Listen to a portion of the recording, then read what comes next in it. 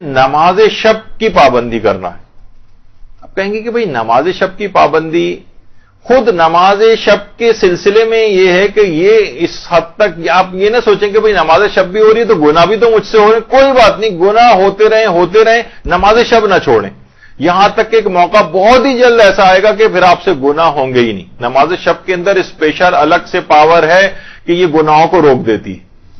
اور یہ نہیں کہ پہلے گناہ مجھ سے چھوٹ جائیں پھر میں نماز شب شروع کروں گی. نہیں، گناہ انجام، چاہے گناہ پہ گناہ انجام دیے جا رہے ہیں تب بھی آپ کہیں کہ کوئی بات نہیں، میں اس کے باوجود نماز شب نہیں چھوڑوں گی. وہ نماز شب خود اتنی پاورفل ہے کہ گناہ چھوڑوا دے گی. تو نماز شب کے اندر یہ خصوصیت ہے باقاعدہ.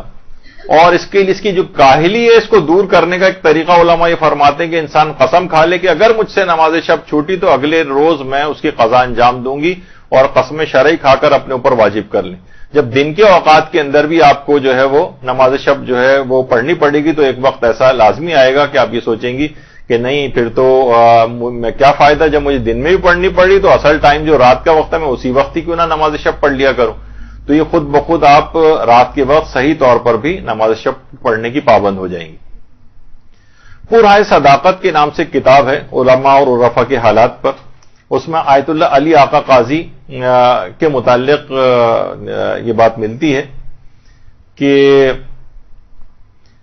آیت اللہ علی آقا قاضی کہ اس زمانے میں جب آیت اللہ علی آقا قاضی نجف میں ہوتے تھے تو ایک شخص تھا وہاں پر جو کہ ایک ڈاکو تھا قاسم نام کا. بہت چور اور ڈاکو، یعنی اتنا خطرناک آدمی تھا کہ لوگ اس کی شکل دیکھتے ہی ادھر ادھر ہو جاتے تھے. اچھا اب لیکن یہ آیت اللہ علی آقا قاضی سے بڑی عقیدت رکھتا تھا. دیکھیے بہت سے ہوتے ہیں نا، آپ دیکھتے ہیں کہ عالموں کے پاس بھی بہت سے اس طرح کے افراد آتے ہیں جو بدنام ٹائپ کے ذرا ہوتے ہیں. تو بہت عقیدت رکھتا تھا. تو یہ روزانہ غروب آفتاب کے وقت نجف میں رہتا تھا تو کہیں اندھیرے میں کہیں چھپ جاتا تھا. جب آیت اللہ علی آقا قاضی رستے میں مسجد جاتے ہوئے یا روضے کی طرف جاتے ہوئے وہاں سے گزرتے تو اچانک سے ان کے سامنے آ جاتا تھا اور سلام کرتا تھا، مصافحہ کرتا تھا. روز ایسا ہی ہو رہا تھا. تو شاگردوں نے آیت اللہ علی آقا قاضی سے کہا کہ آقا یہ بات اچھی نہیں لگتی ہے، ایک چور ہے، ڈاکو ہے، اس کی تو بہت منفی شہرت ہے، مناسب نہیں ہے کہ روزانہ اس طریقے سے آپ سے آ کر ملے، آپ بھی اس کو نہیں روکتے ہیں، لوگ تو سوچیں گے پتہ نہیں کیا کنیکشن ہے آپ کا، رابطہ اس کے ساتھ ہے، تو یہ اچھی بات تو نہیں سمجھی جائے گی، آپ کی شخصیت کے اور شان سے بہت بعید ہے کہ آپ اس سے میل ملاقات کریں. لیکن آیت اللہ علی آقا قاضی اپنے شاگردوں کی بات پر کوئی توجہ نہیں دیتے تھے. تو اسی طرح کئی ماہ گزر گئے. یہ آتا تھا اور ایک دم سے کہیں سے بھی نکل کے آتا تھا، مصافحہ کرتا تھا، سلام کرتا تھا اور چلا جاتا تھا. اچھا آیت اللہ علی آقا قاضی نے اس دوران کچھ نہیں کہا. جب کئی مہینے گزر گئے، دیکھیے امر و نہیں جب بھی انسان کرتا ہے تو اس کے اندر مصلحت سے بھی اس کو واقف ہونا چاہیے. ہماری فطرتوں میں جلد بازی بہت ہے، یعنی ادھر بس ہمیں کوئی چیز پتہ چلی اور پورا زمانہ اس کے اوپر عامل ہو جانا چاہیے. ہم آج ایک دن پہلے تبدیل ہوئے ہیں اور ہم نے نماز شب شروع کی اور سب لوگوں کے اوپر طنز کرنا شروع کر دیتے ہیں فوراً. یعنی ابھی ان کا ٹائم نہیں آیا ہے ٹھیک ہونے کا، تو تھوڑا وقت انسان امر و نہیں کے لیے بھی کچھ وقت درکار ہوتا ہے. تو کافی مہینوں کے بعد ایک دن انہوں نے پکڑ لیا آیت اللہ علی آقا قاضی نے قاسم کو اور کہا کہ دیکھو اگر میں کام کہوں تو تم انجام دو گے، اور دیکھو کام اتنا آسان ہے، کوئی مشکل کام نہیں، نہ مال خرچ ہوگا نہ کوئی خاص وقت خرچ ہوگا.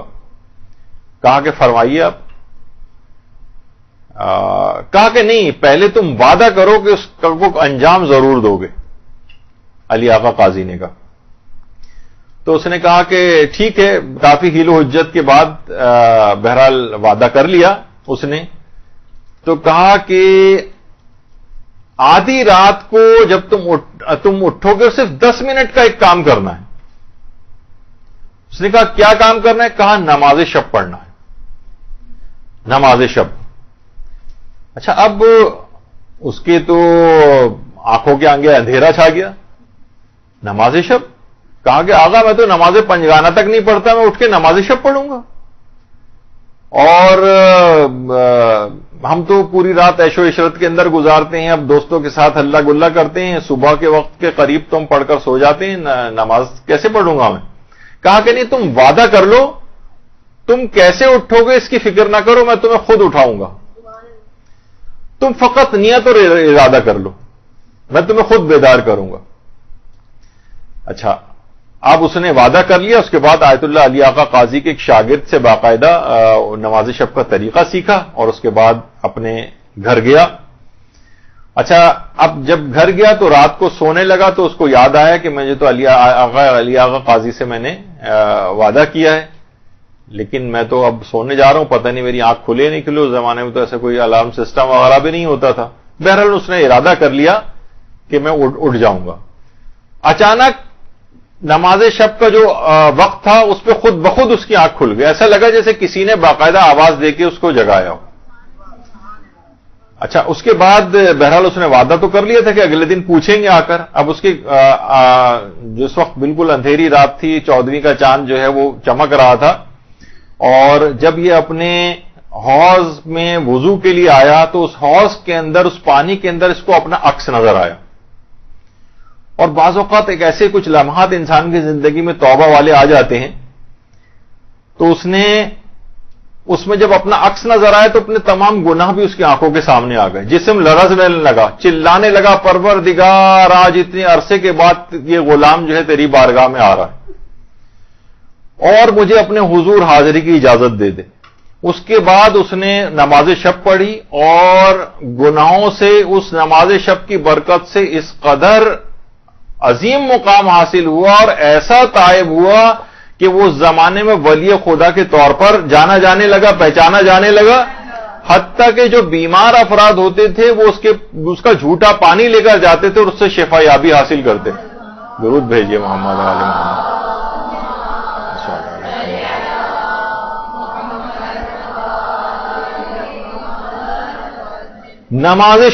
نماز شب نے اس قدر اس شخص سے، جب بھی آیت اللہ علی آقا قاضی فرماتے تھے کہ اگر کوئی شخص دنیا چاہتا ہے تو بھی نماز شب پڑھے اور آخرت چاہتا ہے تو بھی نماز شب پڑھے. دنیا اور آخرت کی ہر خیر جمع ہے.